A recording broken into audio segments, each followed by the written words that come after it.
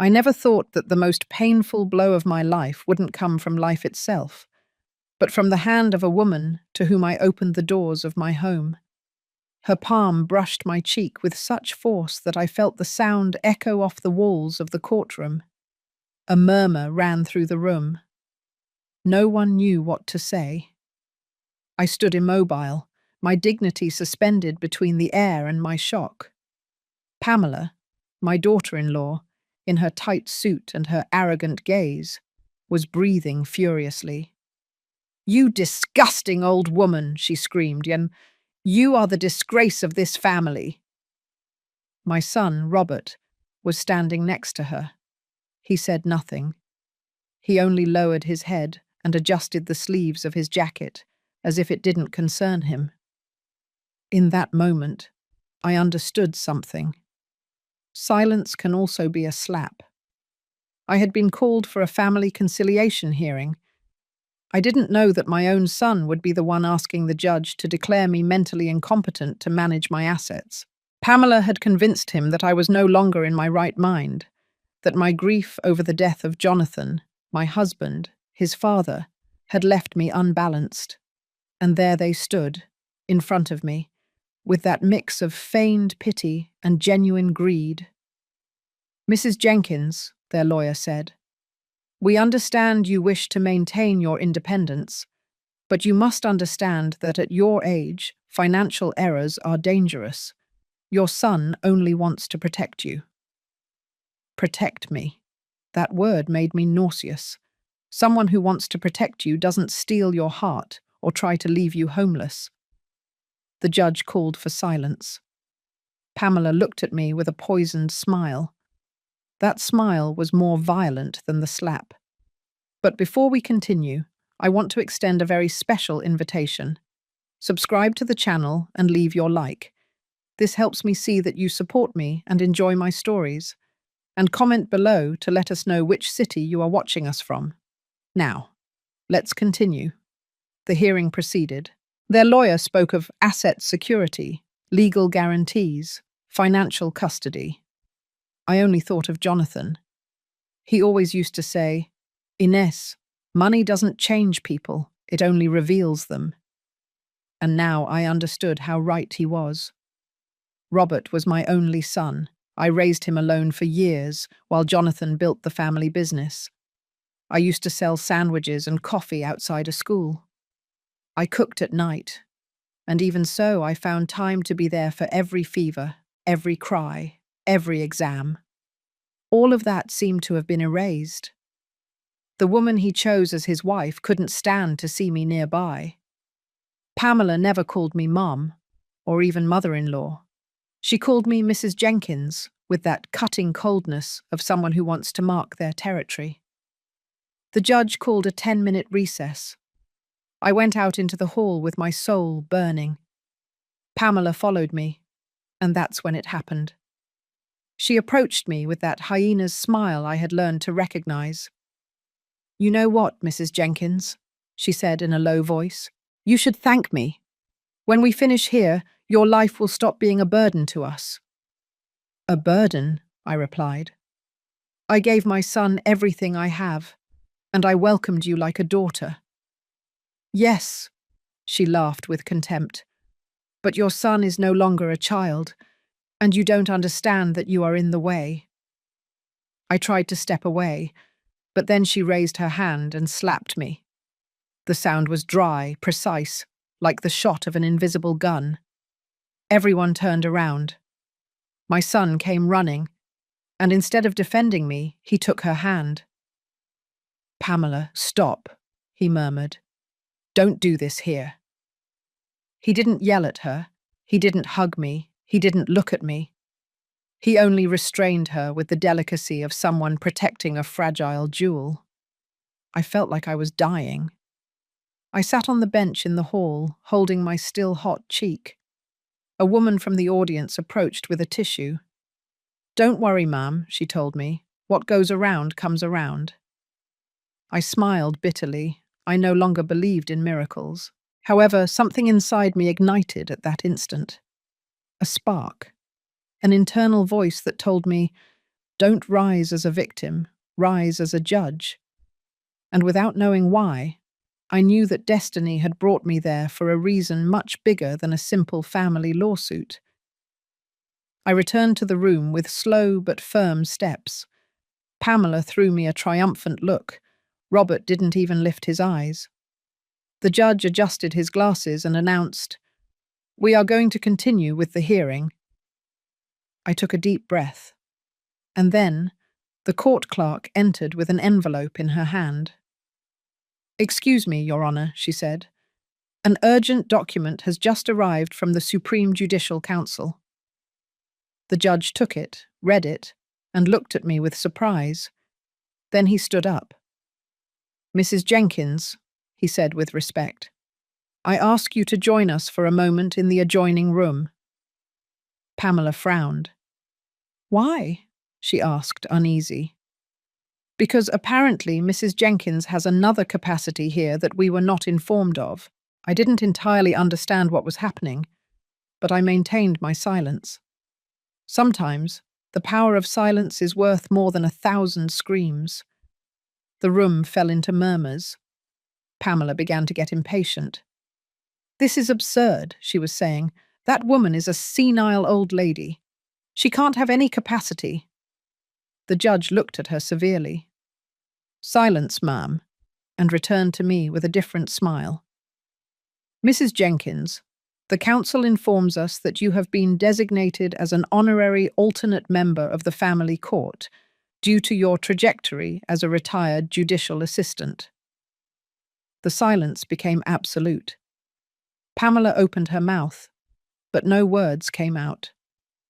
My son lifted his gaze. His face lost its color. And then, while everyone was still paralyzed, the judge said something I will never forget. "From this moment on, this hearing comes under your review and signature, Mrs. Inez Jenkins." I slowly sat down in the judge's chair, the very seat before which I had been humiliated minutes earlier. I looked at my son, and I knew that, for the first time in a long time, he understood the weight of a mother's silence. I said nothing. I only rested my hands on the table and let the echo of the past speak for me. When everything calmed down in the courtroom and the murmur dissolved into respect, I looked at my son and remembered the day it all began. It wasn't in a courtroom, but in the cemetery. Under the shadow of a cypress tree, with the warm air and wet eyes, I said goodbye to the man who was my partner for 40 years, Jonathan Jenkins. He was my balance, my guide, the father Robert needed, and the only one who could coax a smile out of me, even in the middle of a storm. He died without noise, without complaints, holding my hand and telling me what would be his last words. "Inez, trust only what you can look in the eyes." At the time, I didn't understand the scope of that sentence. Years later, that warning would become my shield. After the funeral, the notary summoned us for the reading of the will. Present were Robert, his wife Pamela, and I. The office smelled of old leather and ink. The notary slowly opened the folder, aware that every word he uttered would have the power to change lives. "Mr. Jonathan Jenkins leaves to his wife, Mrs. Inez Jenkins, all his assets, properties, and shares as universal heir, with the obligation to manage the family estate until his son, Robert Jenkins, demonstrates maturity and moral solvency." Pamela shifted in her chair. I lowered my gaze, surprised. The notary continued.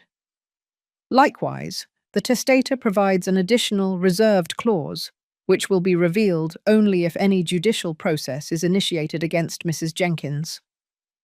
The silence was absolute.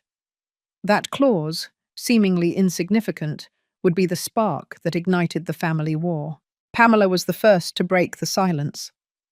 "Universal heir? What do you mean?" she said with a restrained laugh. "Jonathan couldn't have wanted that." The notary looked at her over his glasses. "Ma'am, this document is signed and notarized by him personally.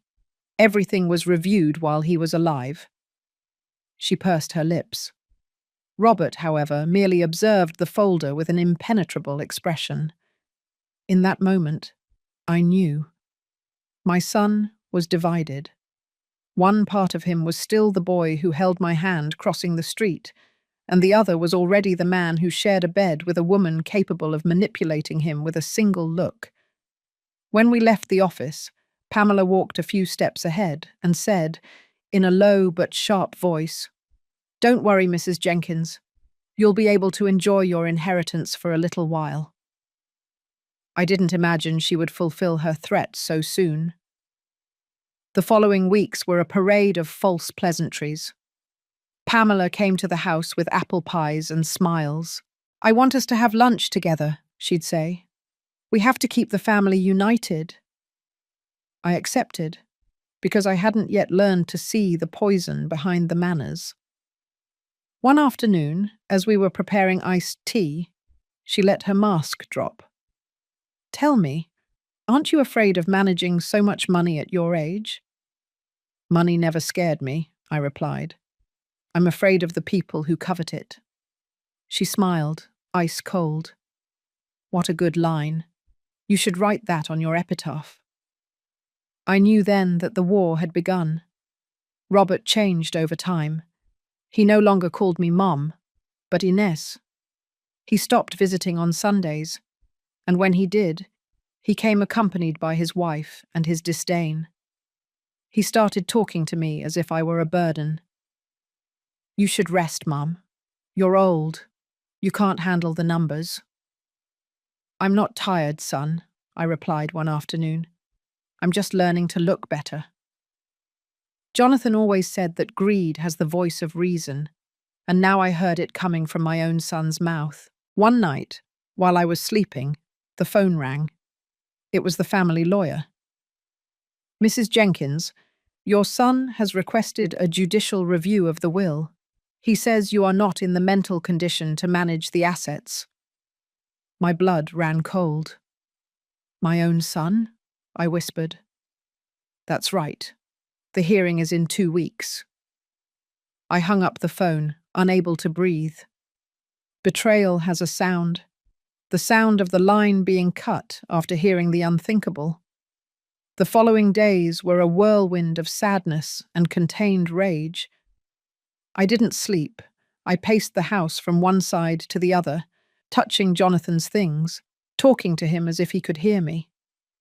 "Why, Jonathan?" I asked aloud. "Why did you leave me alone with this?"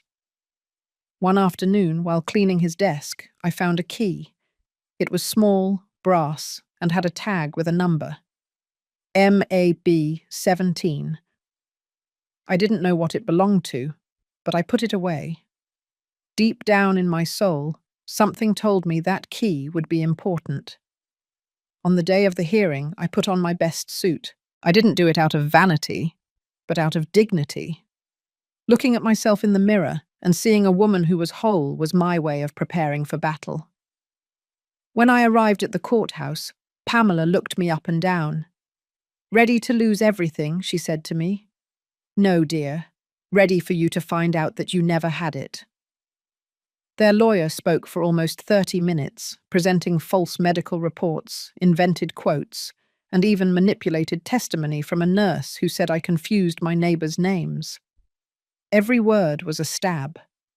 But I remained silent, not because I had nothing to say, but because I knew that the truth doesn't need to defend itself, only to wait its turn.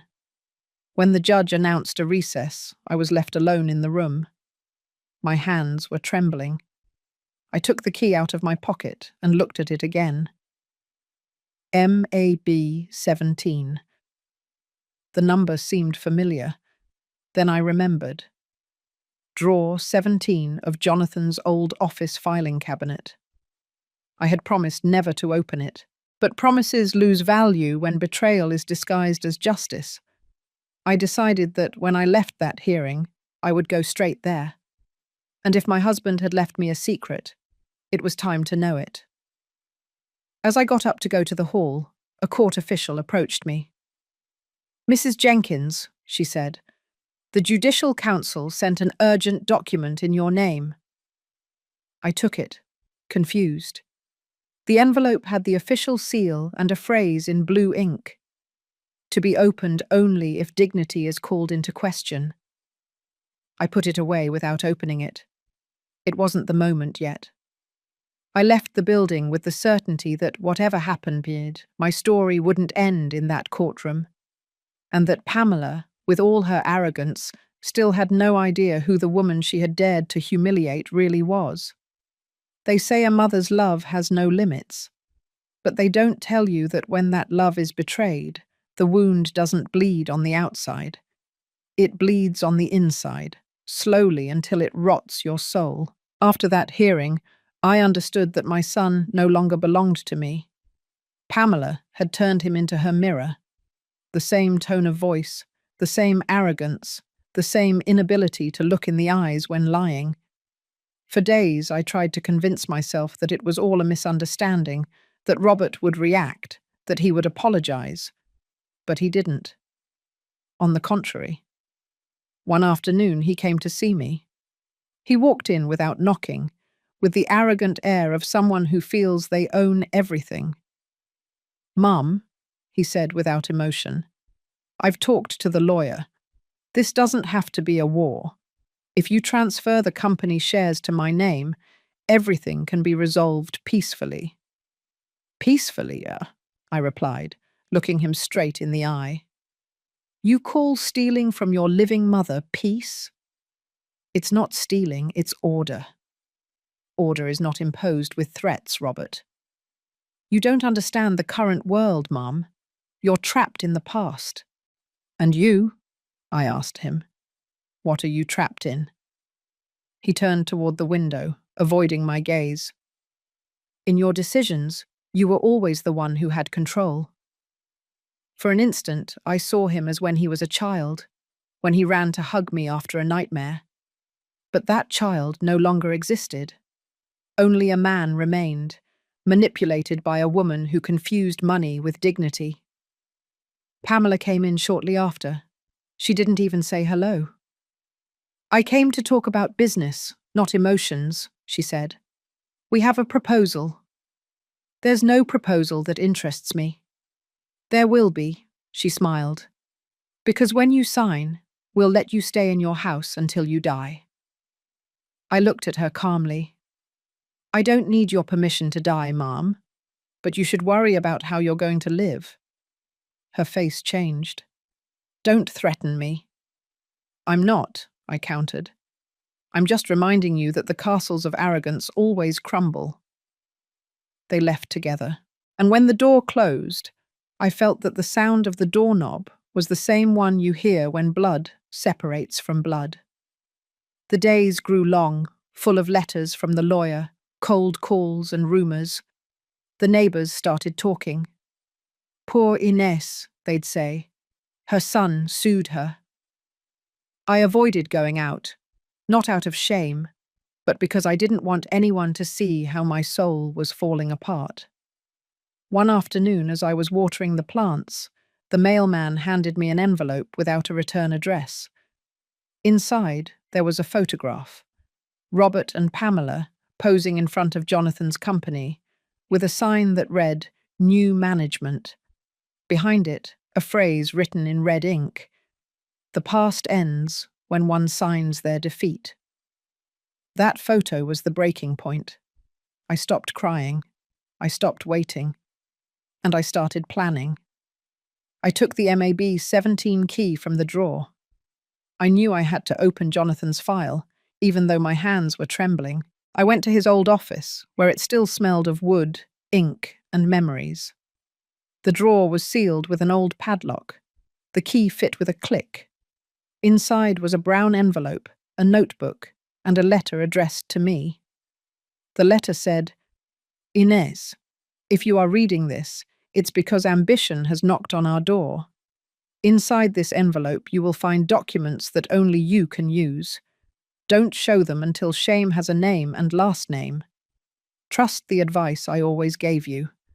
Don't fight with your hands. Fight with the truth." Inside the envelope were copies of the original will and a deed in the name of an unknown company. the Southern Dawn Foundation. The legal representative was someone unfamiliar to me, Richard Godoy. I searched through the papers, and at the end of the notebook, a note. Dawn is the light that will protect you when darkness surrounds you. I didn't entirely understand, but something told me that Jonathan had left more than money. He had left a strategy. Days passed. Pamela and Robert insisted on meetings and lawyers. I attended in silence, listening to their lies, signing papers that were worthless. They believed I was yielding, but what I was doing was waiting for the exact moment. One night, while preparing tea, I remembered the judge's words at the first hearing. This case will be subject to review if any irregularity in the will is proven. And then I knew, the reserved clause. Jonathan had left it for a reason. It was a hidden piece that could only be revealed if a judicial process was initiated against me. And that process had already begun. The next day, I went to the notary with the letter and the documents from the Southern Dawn Foundation. I asked him to analyze them.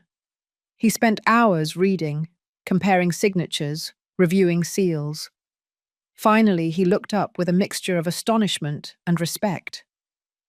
"Mrs. Jenkins, this changes everything." "What does it mean?" "That your husband didn't just leave you the assets. He left you control of the company through this foundation. And what happens to my son and his wife? Legally, they work for you." I was speechless. It was a masterstroke. Jonathan had foreseen the betrayal. And now, the weapon of my defense wasn't resentment, it was the law itself. I left the office with my heart beating strongly. The sun blinded me, but everything inside me was clear. For the first time in months, I didn't feel fear. That night I slept in peace, knowing that blood can betray, but the truth never does.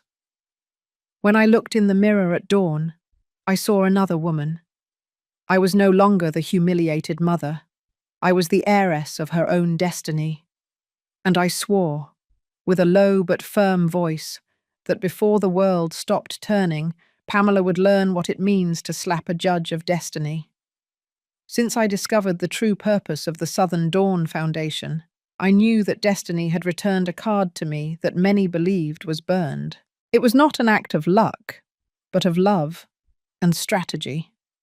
Jonathan, my husband, had been a meticulous businessman. He knew people better than they knew themselves, and he had foreseen what Pamela represented. Ambition disguised as affection. That's why he created the foundation, a legal framework that at first glance looked like a charitable organization, but which, in reality, was the secret piece of our estate. Through it, all company shares and assets remained under my control, but without my name being visible. I was the invisible owner of everything, and Pamela, who thought she was so clever, was working, unknowingly, for the woman she had humiliated. That revelation changed me, not on the surface, but in the way I breathed, walked, and looked. Rage ceased to be a volcano and turned into ice, cold, sharp, silent. I learned that revenge doesn't need screams, only time and patience. For weeks I feigned weakness. I responded to Robert's messages with feigned tenderness. "Of course, son. If you think I should sign, I will." "Certainly, Pamela. I trust your judgment." I said on calls that I recorded without their noticing. Every word they uttered was one more piece of the trap. One afternoon I went to the company headquarters. The employees greeted me with respect, but also with discomfort. Pamela was there, sitting in the chair that once belonged to my husband. When she saw me, she raised an eyebrow. "To what do we owe your visit, Mrs. Jenkins?"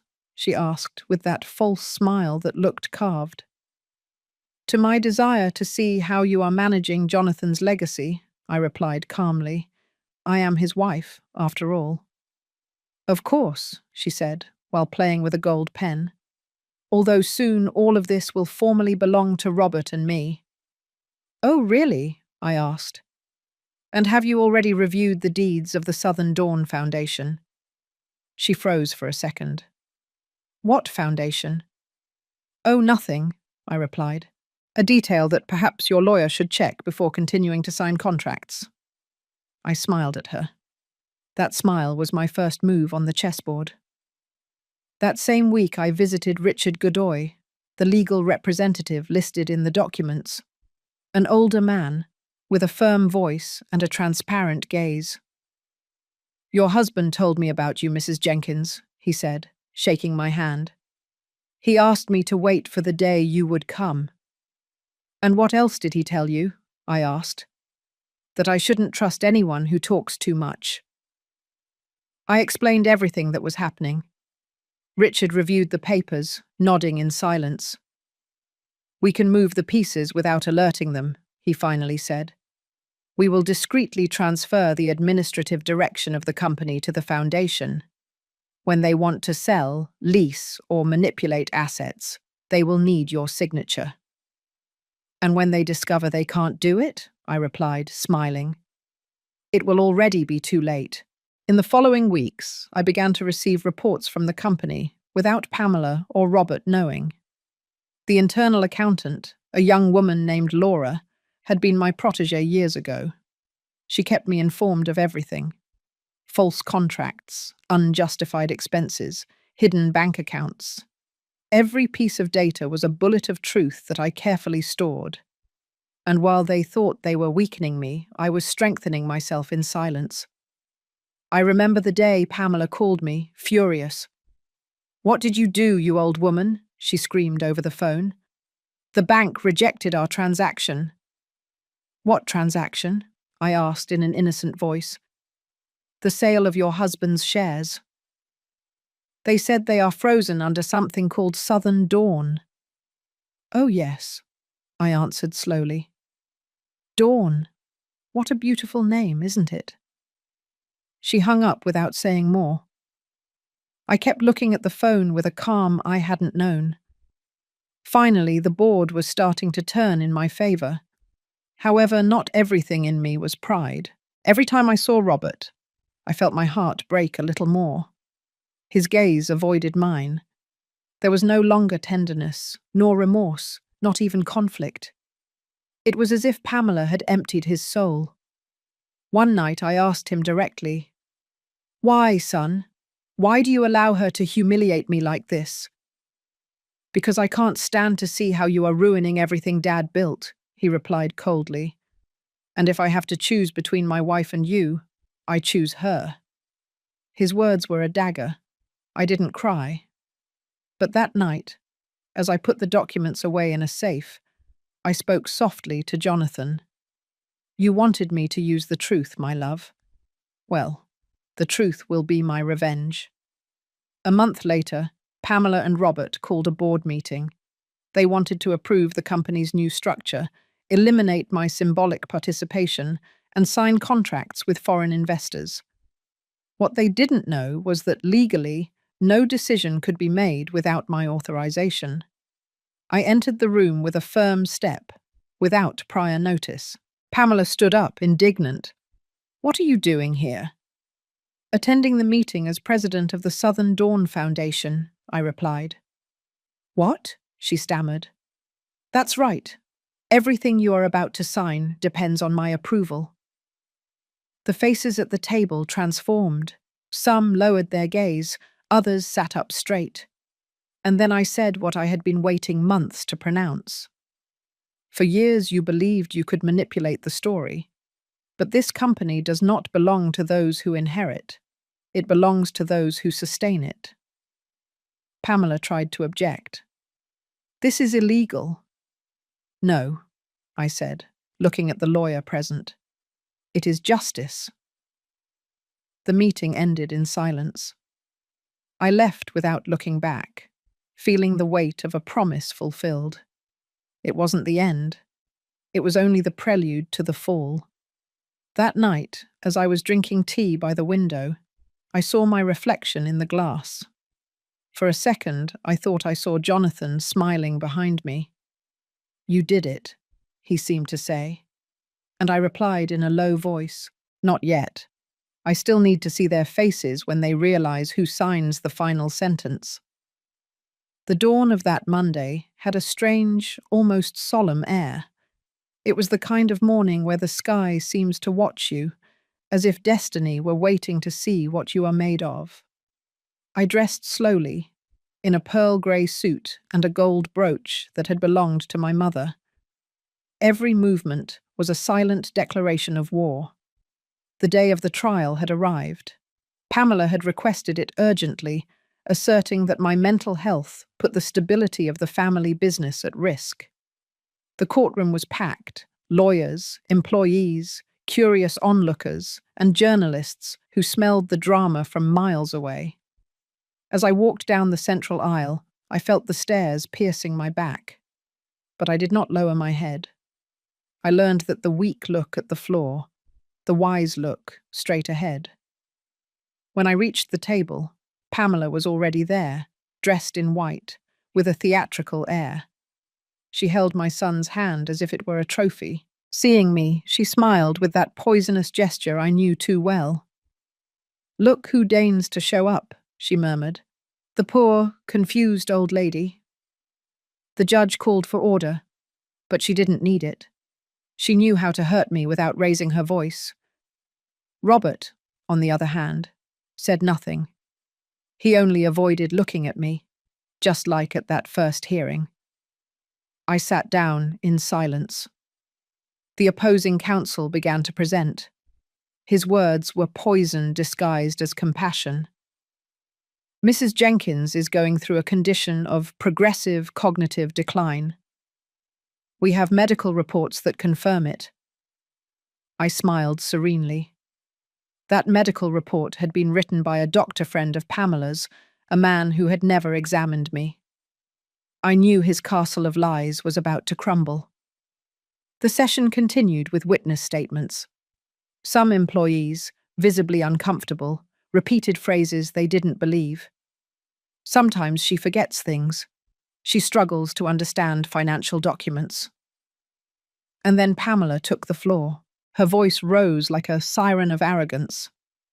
"Your Honor," she said, "this woman has lost her mind. She cannot continue to lead a company that she doesn't even understand. I, as her son's wife, have tried to help her, but she refuses. She is stubborn, aggressive, and dangerous." Her words resonated in the room. Then she looked directly at me, with that viper's smile she so enjoyed. "Moreover," she added, "there have been violent episodes. She recently tried to attack me." Some attendees murmured. I watched her in silence. "Do you have evidence of that, ma'am?" the judge asked. "No," she replied, "but everyone here knows how she is." Everyone fell silent. The silence weighed so heavily that the judge sighed and said, "Mrs. Jenkins, you may speak if you wish." I stood up. "Thank you, Your Honor," I said calmly. "I will speak, but not to defend myself, but to remind you of something that seems to have been forgotten. The truth doesn't need noise." I took a few steps toward the stand. I felt the stares, the murmurs, and then, without raising my voice, I said, "For months I have been insulted, manipulated, and ridiculed, not by strangers, but by my own family." I looked at Robert. "By you, son." He lowered his head. Then I looked at Pamela. "Do you think you have won? That money buys respect and that lies prevail with confidence? But there is something money cannot buy: the memory of the dead." I saw her tense up. My husband, Jonathan Jenkins, knew what was coming, and he prepared his words for this day. The room shook. I took a sealed envelope from my purse. This document was delivered by the Supreme Judicial Council, according to the reserved clause of my husband's will. The judge took it, checked the seal, and nodded. "Proceed." The court lawyer read aloud. If at any time my wife's moral or mental capacity is called into question, this document must be opened in the presence of the judge.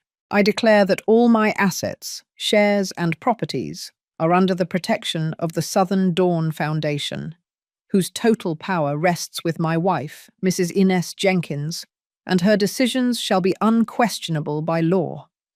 Any attempt to challenge this will be considered fraud and breach of trust. The murmurs turned into a roar.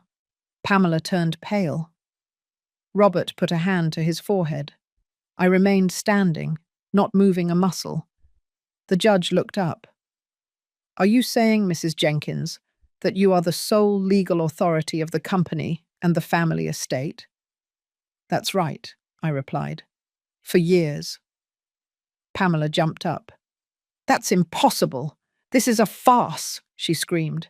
She can't have that much power. The judge struck the gavel. Silence in the court. But she wouldn't be quiet. This woman is crazy. She has manipulated us all. I looked her in the eyes. No, Pamela.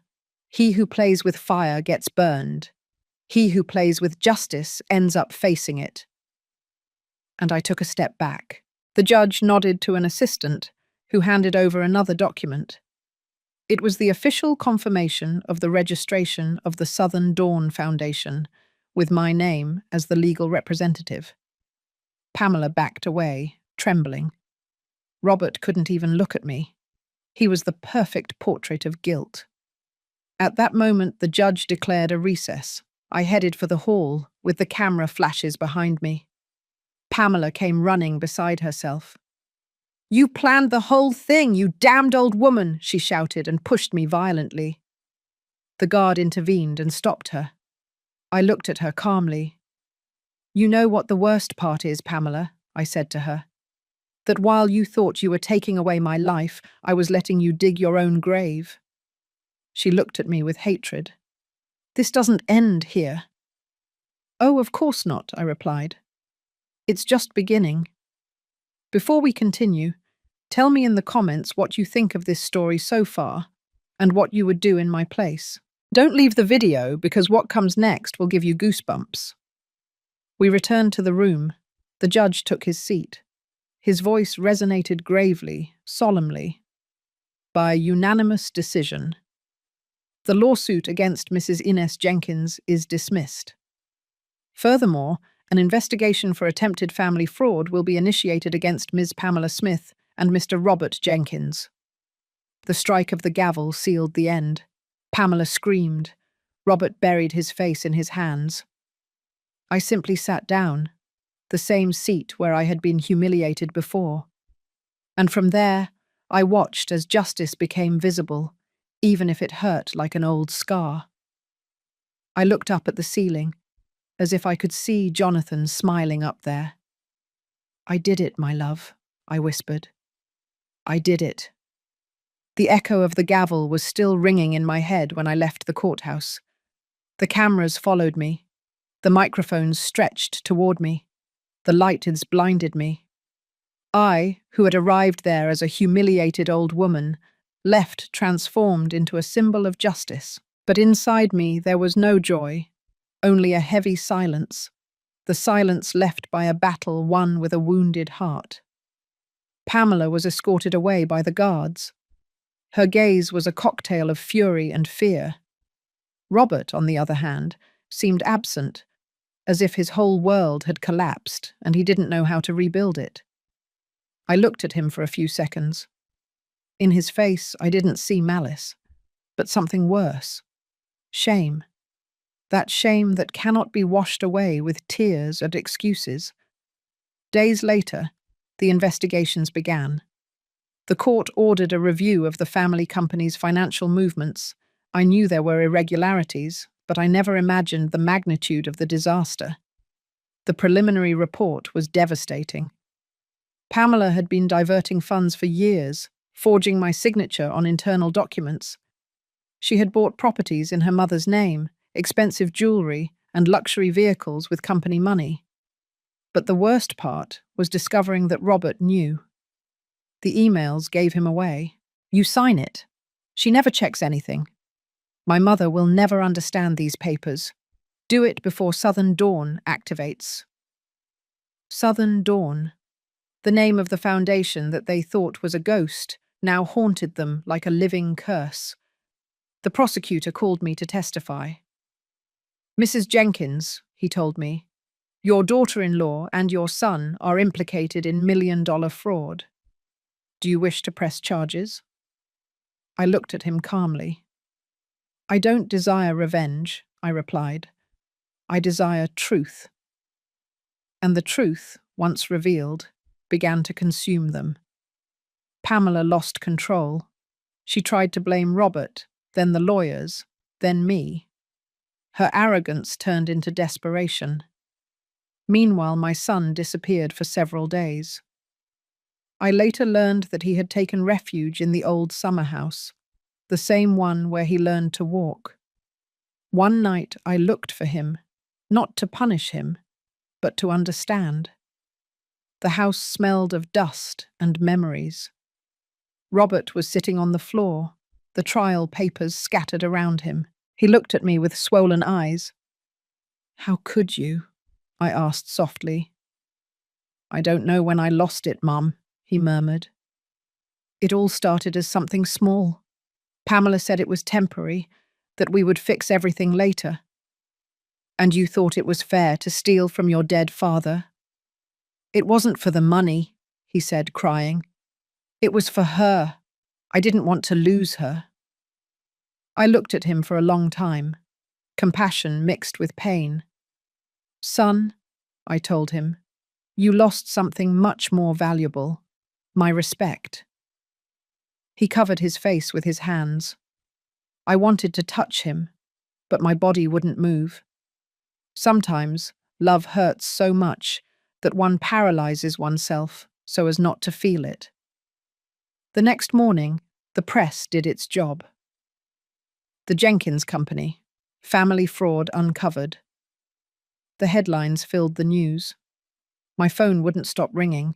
Some sought statements, others interviews. I didn't answer any. The real noise had already happened, and now I needed silence. However, something strange happened that afternoon. The court lawyer called me. Mrs. Jenkins, reviewing the documents of the Southern Dawn Foundation, we found something you need to see. I went immediately. On his desk was a different folder, with a handwritten note. The handwriting was Jonathan's. It said, "If you read this, it's because time has done its work." Inside Southern Dawn, there is a second, smaller foundation, registered in the name of our son Robert. Don't touch it until he understands his mistake. When he does, it will be his opportunity for redemption. I felt a knot in my throat. Jonathan, even after death, continued to believe in the hidden goodness of his son, and I still didn't know if I had the courage to do it. Days passed. Pamela was summoned again, and her defense collapsed. Her own lawyer presented evidence that incriminated her. The entire society watched her fall. She, who once called me the disgrace of the family, became the public disgrace of everyone. But Robert did not return to the courtroom. He did not show up for the hearings or the meetings. His absence was his conviction. One morning I received a letter. The envelope had no return address, but I recognized his handwriting. It said, "Mum, I know what I did. Don't seek to forgive me. Just let me start over. If you ever want to, open the blue envelope Dad left in his desk. I love you, even if I no longer deserve it." I went to Jonathan's study. The blue envelope was there, intact. Inside, a single phrase written in his handwriting. "Love is not inherited, it is earned." I cried as I hadn't cried since his death, because I understood that Jonathan had planned not only justice, but also redemption. That night I lit a candle in front of his portrait. I spoke to him softly. "Your son has fallen, but he is still breathing. Perhaps, as you said, love is the only inheritance worth rescuing. I closed my eyes. For the first time in a long time, I didn't feel hatred, only tiredness and a strange serenity, as if my soul had let go of something heavy.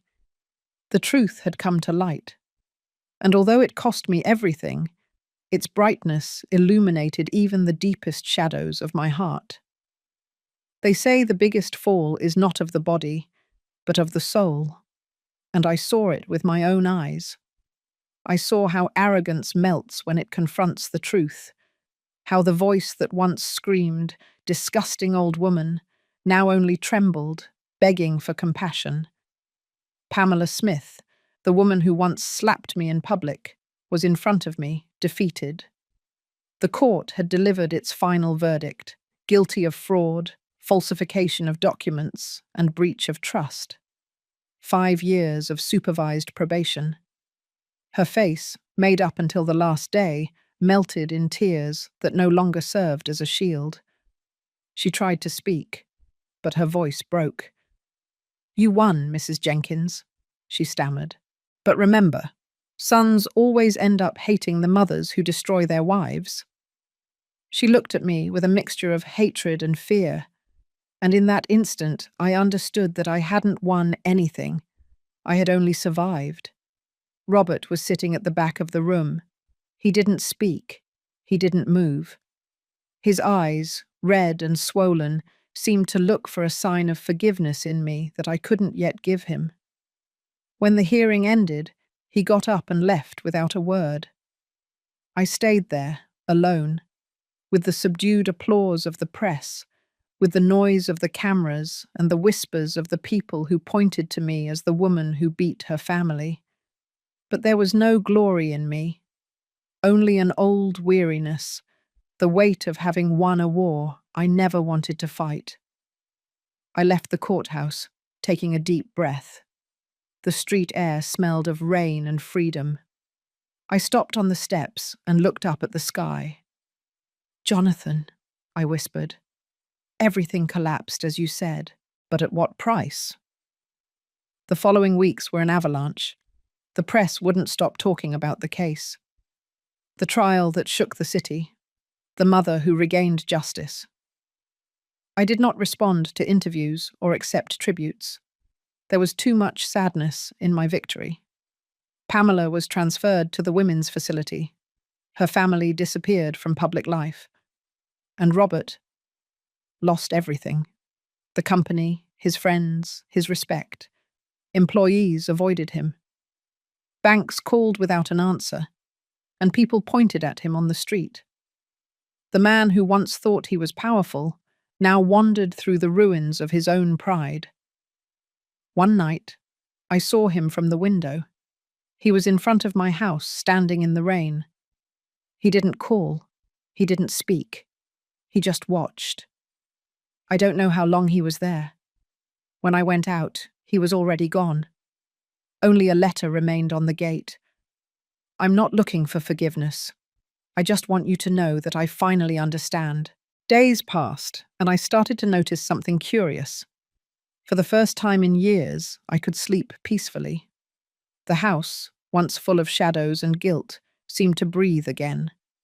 I watered the plants, opened the windows, and at night the old grandfather clock chimed again. That sound reminded me that time, although cruel, also heals. However, the calm didn't last long. One morning, I received a call from the company lawyer. "Mrs. Jenkins," he told me, "the press is about to publish something important. They discovered the full clause of the Southern Dawn Foundation." "What about it?" "There is a final provision written by your husband and one more name." I went to his office immediately. On the desk, a sealed document awaited me. The lawyer carefully opened it and read. "In the event that the foundation successfully re-establishes justice and protects the integrity of the family estate, 30% of the assets shall be transferred to Mr. Robert Jenkins, provided that this is approved by his mother, Mrs. Ines Jenkins." I closed my eyes. "Jonathan, even from the grave, was still teaching me lessons. He had left the key to forgiveness in my hands. That night I didn't sleep. I walked around the house until dawn, debating between my heart and my pride. Did my son deserve a second chance? Could I trust someone who had betrayed me so deeply again? I remembered his words the day I confronted him at the summer house. It wasn't for the money, Mum. It was for her.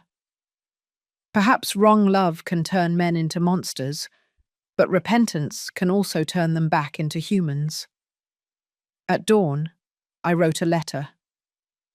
Robert, your father left you one last chance. Not to go back to who you were, but to demonstrate that you learned. Forgiveness is not asked for, it is built. If you want to redeem yourself, come see me. But don't come with excuses. Come with the truth. I left it in the hands of the lawyer with the order to deliver it if Robert appeared. 3 days passed without news. Until one afternoon, returning from the farmer's market, I saw him. He was sitting on the steps of my house, thin, with dark circles under his eyes, aged. When he saw me, he awkwardly stood up. "Mom," he said, and his voice broke. I didn't know whether to hug him or push him away. He took one more step and fell to his knees. "I have nothing, Mom. No house, no friends. But I want to be your son again." The silence that followed was so deep that I could hear my heart. I looked at him for a long time, and finally replied. The son I lost died the day he watched in silence while I was humiliated. But if the man in front of me comes to rebuild what he destroyed, perhaps he can be reborn. I helped him up, and for the first time in a long time, I felt that my love for him was no longer a wound, but a scar that I could touch without pain. That night, I lit 2 candles in front of Jonathan's portrait. "Everything collapsed, my love," I told him. "But from the ruins, truth is born." I kept looking at the flame until it began to tremble, and I swore that before I died, I would do one last thing, honor Jonathan's legacy and give Robert the final lesson he had planned. Because forgiveness, when it arrives, is not oblivion. It is justice wrapped in mercy, and I was ready to apply it. When the noise of the scandal died down, what remained was silence. A thick, dense silence that enveloped me every morning when I opened my eyes and found myself alone. For weeks I wondered if I had really gained anything. Yes, there was justice, there was legal peace, but inside me a sadness still pulsed that I didn't entirely understand. I had recovered the company, respect, my name, but along the way I had lost something greater, the innocence of believing that family love is unbreakable. Now I knew. Love also breaks, and when it does, it sounds like glass that no one can mend. The whole town spoke of me, some with admiration, others with envy, and many with compassion. "Poor Mrs. Jenkins," they would say in a low voice, having to fight her own son. But none of them knew what it meant to return home, take off your shoes, and feel the walls echo your own voice. One afternoon, as I was watering the plants, a neighbor greeted me from the sidewalk. "Inés, you are a strong woman," she called out. "What courage you have. I wish I had half of it." I smiled at her. If she only knew that strength is not bravery, but resignation. You don't become strong because you want to. You become strong because there is no other option. Robert came sometimes. He would arrive unannounced, with a tired look, with a bouquet of wilted flowers in his hand. We would sit in silence, face to face, without reproaches. One day he told me, "Mum, people look at me differently now. It's the look of contempt, son. When you look down on others, you end up falling to the ground." He lowered his gaze. "Will I ever be able to regain your trust?" "Trust is not regained," I replied. It is rebuilt, and that takes time. I hugged him. His body trembled as it did when he was a child and had a fever. And then I knew the son I lost to greed was slowly returning from the ashes. One morning I received a package in the mail. It had no return address, just a gold ribbon and a note. For when justice doesn't keep you awake, but gives you back your sleep. It was Jonathan's handwriting. Inside was a wooden box and a letter. I opened it with trembling hands. The letter said, "Ines, if you are reading this, it's because you fulfilled your part." I knew that greed would come to our door disguised as family, and that you would be the only one capable of facing it. But this story was not about revenge, but about redemption. Don't seek to destroy the guilty. Give them the opportunity to save themselves. Inside this box is the final fragment of our truth. I opened the box. There was a gold pendant with a tiny inscription, R.J. They were Robert Jenkins's initials. Below it, a small envelope with documents. They were the papers for a bank account in the name of the Southern Dawn Foundation, Project Hope, and a final note, written in Jonathan's firm handwriting. This money is not for punishment, but for teaching. Have Robert use it for something that gives meaning to his guilt. If he manages to do so, he will have closed the cycle. I sat for hours, looking at that pendant. It was as if Jonathan was speaking to me from somewhere between justice and forgiveness. I understood then that revenge had fulfilled its purpose. But now something more difficult was beginning. Reparation. That night, I invited Robert to dinner.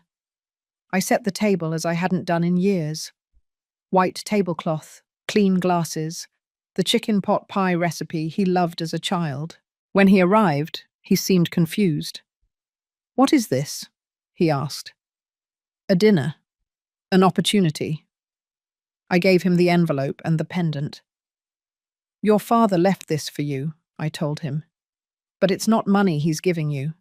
It's responsibility." "What do you want me to do with this?" "Use what's left to help.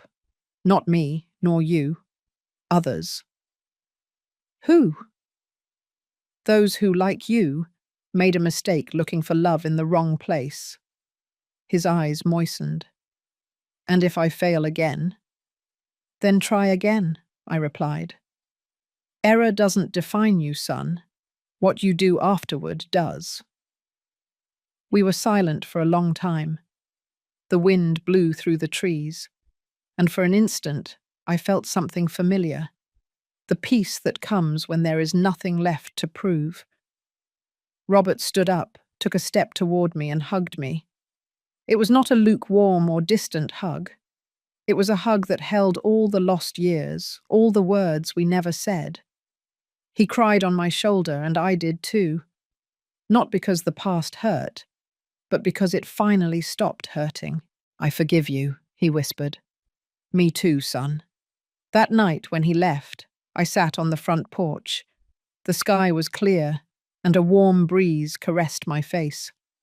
A faint perfume of honeysuckle floated in the air, the same one Jonathan loved. I looked at the stars and, without meaning to, smiled. Because I understood that he had been present the entire time, not from heaven, but in every decision I made, in every word I didn't say, in every tear that turned into strength. I spoke to the wind with a serene voice. "It's done, Jonathan. You did it." And I swore I heard him. His voice, like a whisper in the air, answered me. "No, Ines, you did it." Days later, Robert officially opened Project Hope. It was a scholarship program for young people in vulnerable situations, financed with the funds that were once the fruit of deception. The curious press came looking for me again. Why give another chance to the one who betrayed you? My answer was simple. Because no one learns if they aren't allowed to try again. From that day on, I was no longer the betrayed mother, nor the woman who won the lawsuit. I was simply Ines Jenkins, a woman who survived hatred and chose forgiveness. A year later, the anniversary of Jonathan's death coincided with the official inauguration of the foundation. The ceremony was simple, but beautiful. There were white flowers, soft music, and a mural in his honor. Robert gave a brief speech and at the end asked me to join him at the stand. I didn't want to speak, but I did. "I am not a perfect woman," I said. "I have been hurt, I have failed, and I have also held grudges. But I learned that resentment ages the soul, and that justice without love doesn't heal, it only punishes. Today I understand that forgiving is not giving up.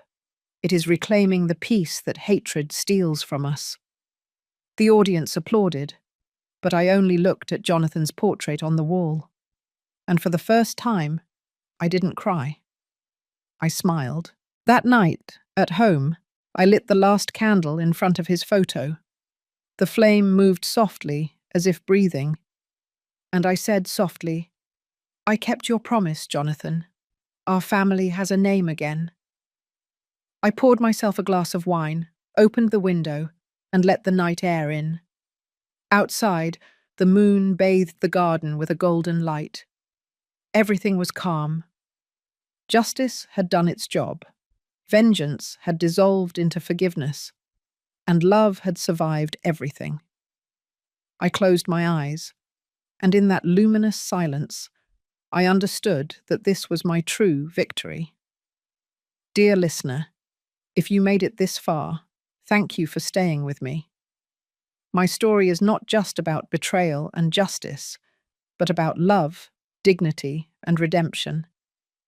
I learned that the most difficult trials are not won in courtrooms, but in the heart, and that when a mother forgives, the whole world finds a little peace. I am Ines Jenkins, and this was my story.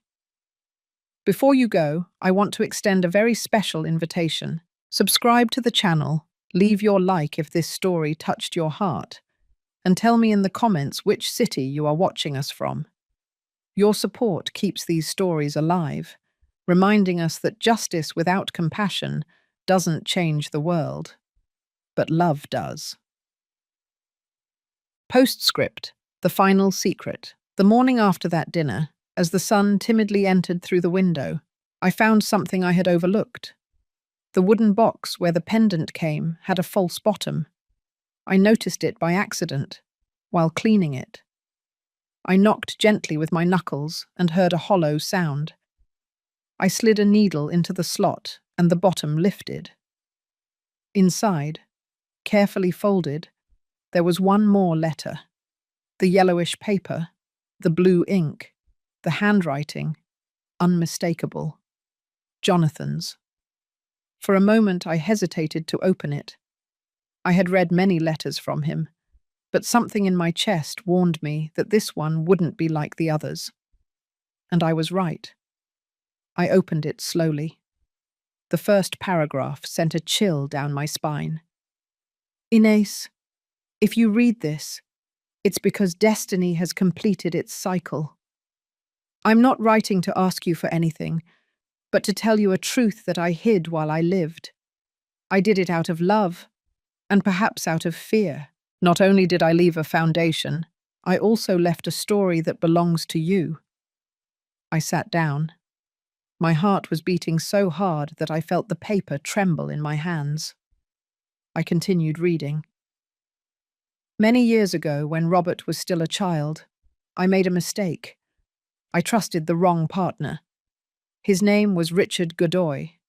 Yes, the same lawyer who is now helping you. He saved me from ruin, but in return, he demanded something that I couldn't deny him at the time. That if I died before you turned 65, part of the company's power would pass into his hands for a limited time. In exchange, he would be in charge of protecting you. But what I didn't tell you is that Godoy was not a stranger." I swallowed. My eyes raced over the lines, unwilling to accept what I was reading. Godoy was the brother I never introduced you to. I searched for him for years, but you and I already had too many wounds to add another. He knew that Pamela and Robert might try to betray you, and he promised me he would watch over you. He was the one who suggested I create the Southern Dawn Foundation. That's why I trusted him so much. I felt dizzy. Richard Godoy, the lawyer who had helped me in silence, was the brother-in-law I never knew. Jonathan's brother. Everything made sense. His respect, his prudence, his serene gaze when he spoke to me about justice. I continued reading, my hands damp with tears. I didn't tell you this because I knew you wouldn't understand it at the time. Your character, your pride, your sense of justice would have made you distrustful. But everything we did was to give you the opportunity for something greater than revenge, freedom. Not economic freedom, but emotional. I wanted that. In the end, you would not be anyone's victim, not even your own pain. The tears were no longer of sadness. They were of comprehension. Because in every word, I felt Jonathan's voice guiding me once more. When Pamela humiliates you, and I knew she would, I didn't want to see you react with anger, but with dignity, because your dignity would be the perfect trap for her arrogance. The judge you went to was also chosen by Godoy. Nothing was accidental. Everything was a chain designed to reveal what was hidden. I rested the letter on my lap. The entire legal framework, the will, the clause, the foundation, none of it had been improvised. Jonathan had foreseen everything, and deep down, I had only executed the final act of a play he wrote with love and strategy. I know it hurts what Robert did, but don't hate him. He wasn't born corrupt. He was molded by the need for approval, by the fear of disappointing me. And even though he has failed me, he is still our son. His soul needs your forgiveness more than your punishment. That's why I leave the final decision to you. If you consider that he learned, give him the part of the foundation that bears his name. If not, close it. Close. But remember, Ines, that mothers are not made to punish. They are made to teach. The letter ended with a phrase that made me close my eyes. When contempt turns into compassion, you will know that justice has been served. And when you hear the wind call your name, it won't be the wind. It will be me.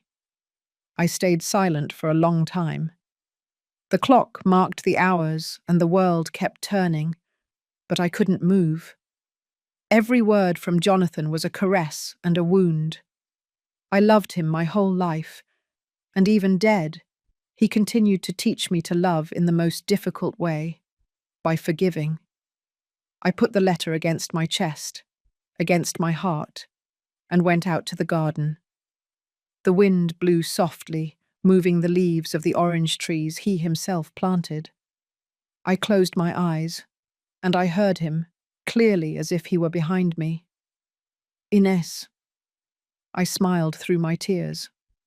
I know now, Jonathan. I understand everything. That night I called Robert. Come over tomorrow, I told him. What for? He asked, fearful. To close a cycle. When I hung up, I looked at Jonathan's portrait and felt a deep peace. The war was over, but the choice was just beginning. Robert arrived early that morning. He didn't wear a suit or his usual expensive cologne. He wore a simple shirt, his eyes were red, and his hands were empty. And that, somehow, moved me more than any apology. Because there are silences that weigh more than speeches. We sat, face to face, in the garden.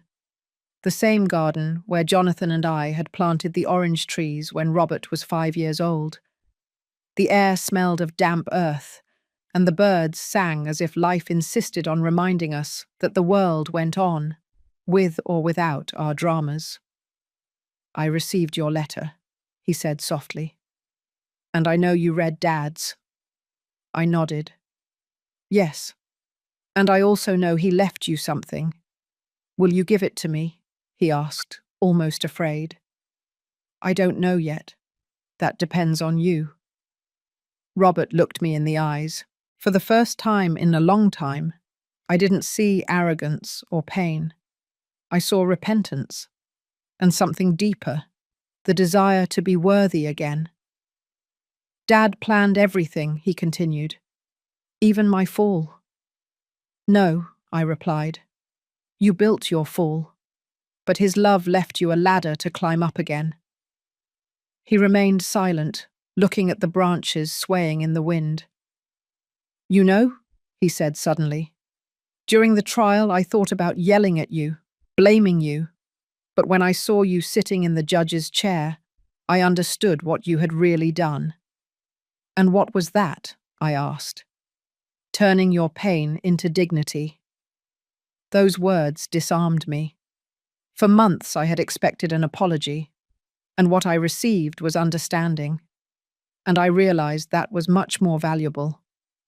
I handed him an envelope. Inside were the documents for the Southern Dawn Foundation, Project Hope. Your father left this for you, I told him. But it's not money he's giving you. It's responsibility. What do you want me to do with this? Use what remains to help. Not me, not you. Others. Who? Those who, like you, made a mistake looking for love in the wrong place. His eyes welled up. And if I fail again? Then try again, I replied. The mistake doesn't define you, son. What you do afterward does. We remained in silence for a long time. The wind blew through the trees, and for an instant, I felt something familiar, the peace that comes when there is nothing left to prove. Robert stood up, took a step toward me and hugged me. It was not a lukewarm or distant embrace. It was a hug that carried all the lost years, all the words we never said. He cried on my shoulder, and I did too. Not because the past hurt, but because it finally stopped hurting. I forgive you, he whispered. Me too, son. That night, when he left, I sat on the porch. The sky was clear, and a warm breeze caressed my face. A faint perfume of orange blossom floated in the air, the same one Jonathan loved. I looked at the stars and, without meaning to, smiled, because I understood that he had been present the entire time, not from heaven, but in every decision I made, in every word I didn't say, in every tear that turned into strength. I spoke to the wind with a serene voice. It's all done, Jonathan. You did it. And I swore I heard him. His voice, like a whisper in the air, answered me. No, Ines, you did it.